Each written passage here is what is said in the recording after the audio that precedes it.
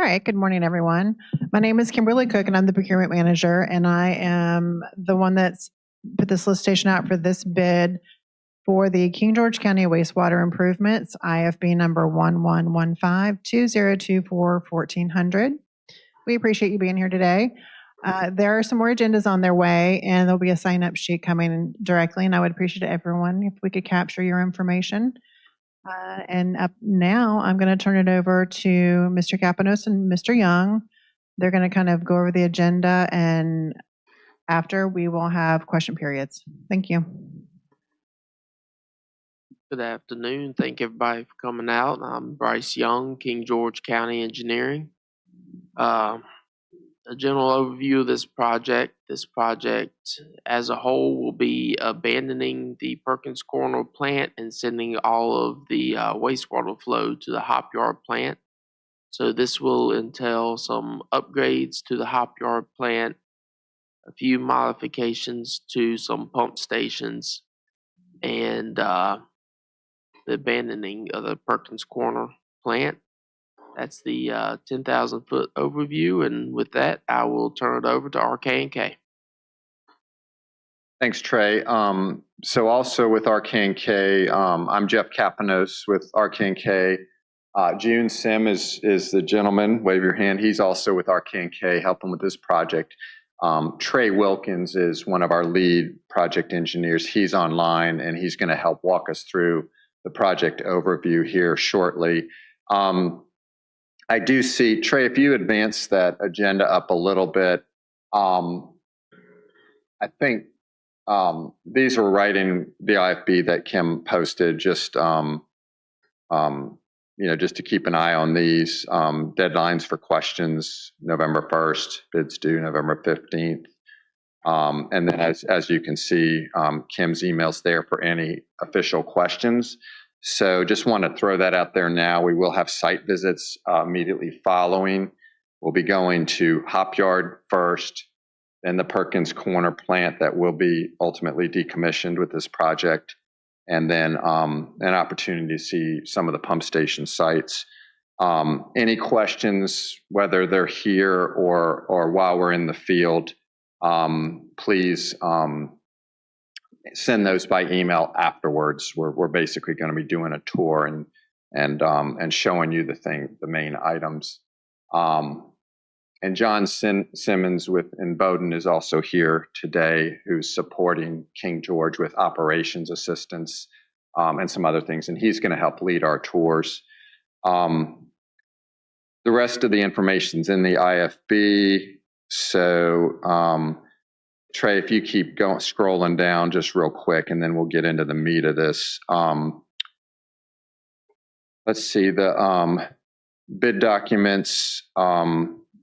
This contract does have 540 days from notice to proceed to some substantial completion, 30 days for final wrap up, and the liquidated damages are set at $1,500 per day. And then we've got some pretty detailed bid forms that even though these are generally lump sum, they are a little bit itemized just to add things up, but it'll be the total of 3 projects that we've identified: Hop Yard, Perkins Corner, and the pump station project. All 3 of those you'll see. I want to point out, and we can show that a little bit later, we have just posted addendum 1 for this project. That is, the majority of that is related to the pump stations. It's the electrical and PCS information for the 6 pump stations. It also has already a revised bid form that's a little different than the first one you saw. It has more detail on the pump stations. It also has some supporting pictures of those pump stations, so you can see some of the components that we've had, and then some other aspects like that. So that has been posted, I think, either late yesterday or this morning. So, with that, keep scrolling a little bit more. Let's get into the scope of work, and we're basically going to kind of give you all the nickel tour on some of the key components, starting with Project A, which is the Hop Yard Farms, and I'll let Trey take us through that. Sure. So the Hop Yard Farms wastewater treatment plant modifications, sounds like that's going to be the first plant to be visited after this meeting. Work at that plant generally consists of demolition of some of the existing equipment, primarily to make room for the new equipment, such as the new screens, new commonators, improvements associated with installation of the new screens and commonators, new open channel UV units, new pavilion structure over the new UV channels. And then there's some improvements within the SBR digester and post-equalization tank. There's some diffuser replacements inside the SBR and digester, SBRs and digester, some piping replacements within all three of those structures, and some valve replacements. Electrical modifications and improvements in support of the screens, commonators, UV channels, and some other miscellaneous items there. Some miscellaneous process mechanical improvements. There's some chemical feed equipment being installed and chemical feed tanks being installed. And then just in the miscellaneous site work, there's a little bit of site yard piping to connect the new UV channels. That's a general description of Project A, which is Hop Yard Farms. Project B, the Perkins Corner wastewater treatment plant decommissioning. So this is essentially decommissioning and demolishing this wastewater treatment plant so that flow will be transferred to Hop Yard Farms wastewater treatment plant. So this is demolition of all structures, equipment, piping on site. Some of the piping and structures below a certain depth is just to be abandoned. Just refer to the drawing notes for that direction. There's abandonment of the existing outfall pipe, and there's electrical demolition associated with everything, all the structures and equipment being removed. And then related site work, restoring the site to essentially be a grassed field at the end of all the decommissioning and demolition work. Jeff, I'll let you take Project C. Okay, Trey, could you pull up the pump station drawings, the one, the first part of that?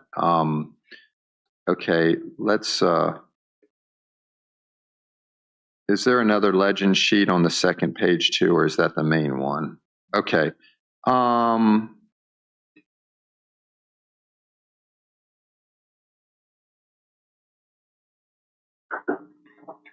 Go to the first one. I just want to give everyone a frame of reference here on the overall, and you all have these drawings. Yeah, this is probably best. Okay, so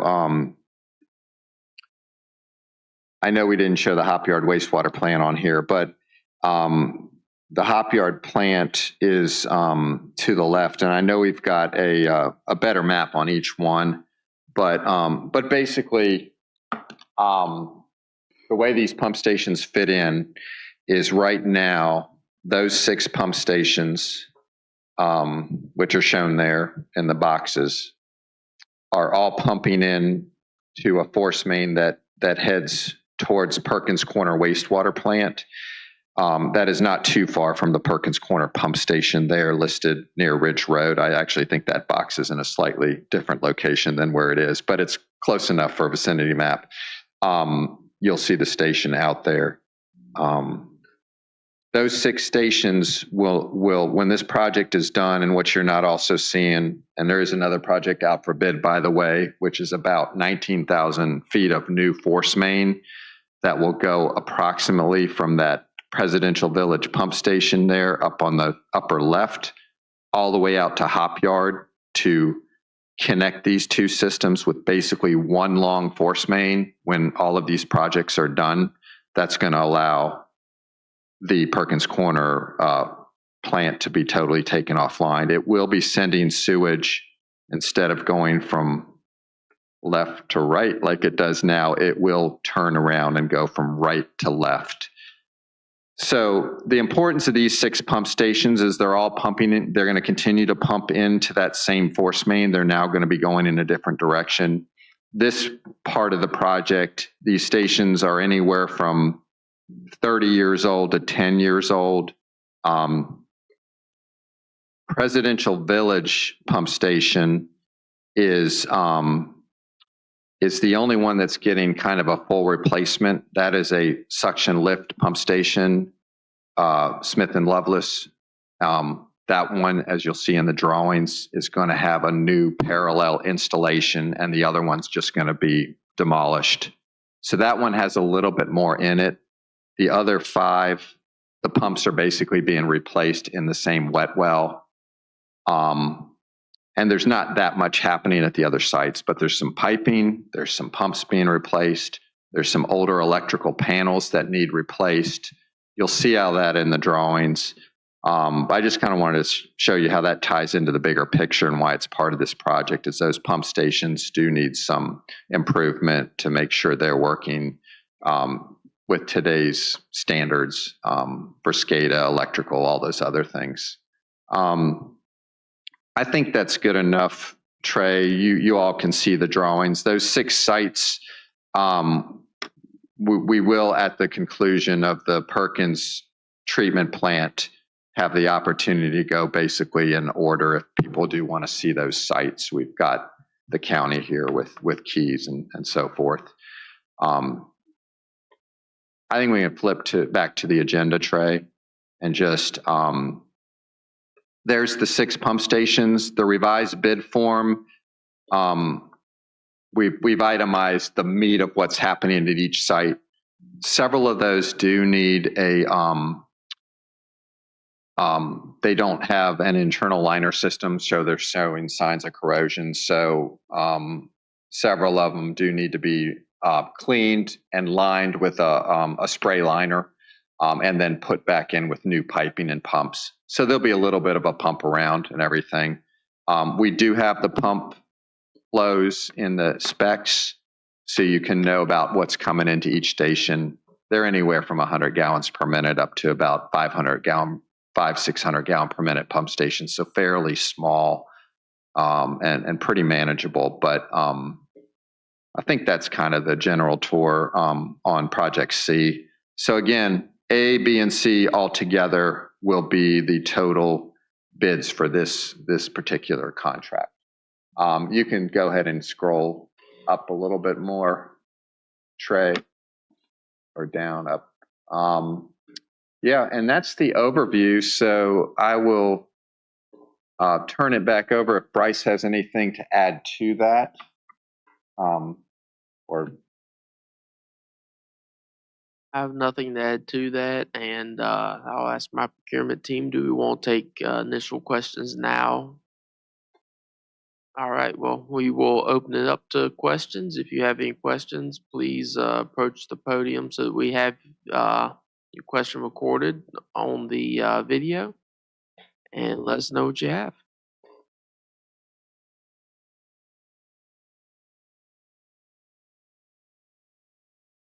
Hi, Rick Vroom with Archer Western. The Perkins plant, how old is that plant? Figures I'd ask the question. pretty old. It's had different parts. John, do you want to take a stab at that in general? 20? Okay. So 20 years. Any hazmat concerns, materials to be worried about? Okay. I did not see anything in the documents, but I'll be honest, I didn't. I looked at them like 100 miles an hour. So our K&K did have a sub-consultant do an assessment there. I don't know if we provided that as part of the documents. Trey? It is, yeah. If you look in the one of the appendices to the Perkins Corner technical specs, has that hazardous material survey report in it. So that is in there. I knew we had done one. I just didn't remember. Thanks, Trey. Excellent, excellent. And then on your pump stations and the modifications, is there any particular order that you're looking at And again, that may be in the specs and I just didn't get there, but No, that just needs to be coordinated with King George personnel, but I don't believe there's any order on those. I don't believe there's any order for the pump stations themselves, but the pump stations should be done after the hop yard plant, and of course. okay, very good. And then one last question, the force main, the new force main that's going out to Hop Yard, will that be completed before the pump station modifications under this contract? The new force main would have to be completed to the best of my knowledge. Yeah, we're going to probably have about a 365 day. I think that's what we advertised on there. That might move a little with notice to proceed date, but that's far before the 540. So that those pipelines will be up and ready for this one, and it won't be like the last week. There's obviously a pretty good cushion there. Okay, very good. That's all I had. Thank you.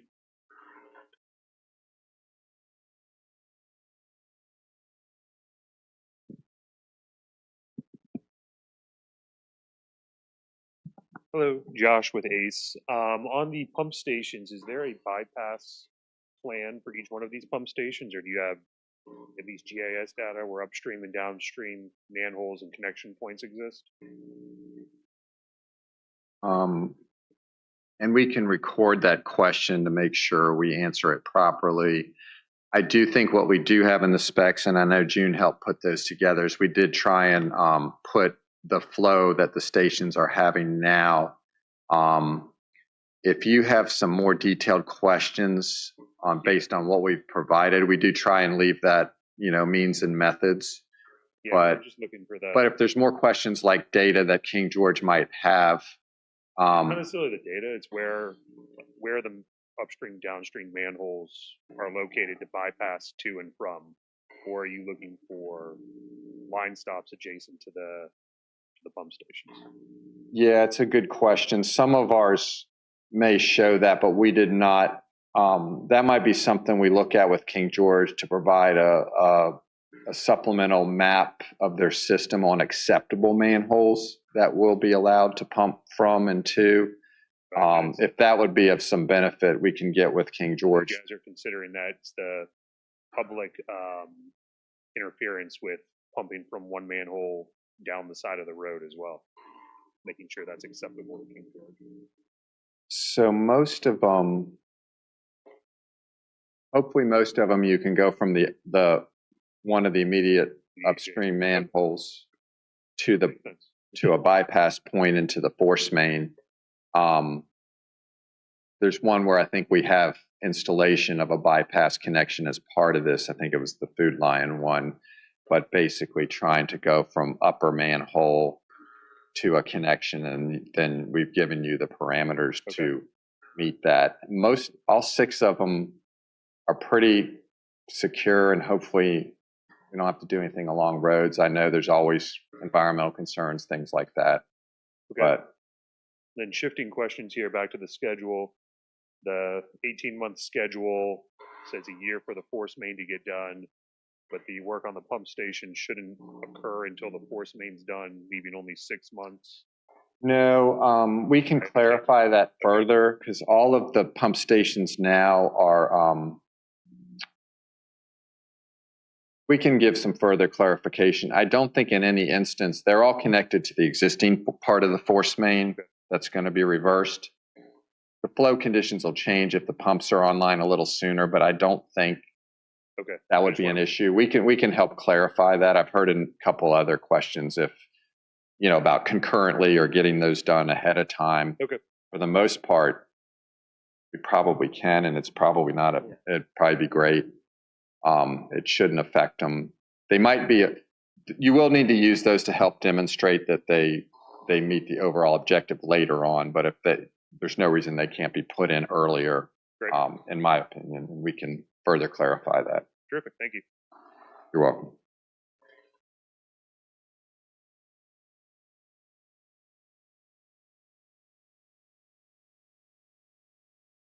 Any other questions? I think virtually we have Trey and Esmit are with RKK. I know Ignatius is with another consulting firm listening in. So is there anyone else online that has a question that I just didn't name? Okay. If everyone else is good with their questions, are we good to wrap this up and proceed with the site visits, Kim? Bryce?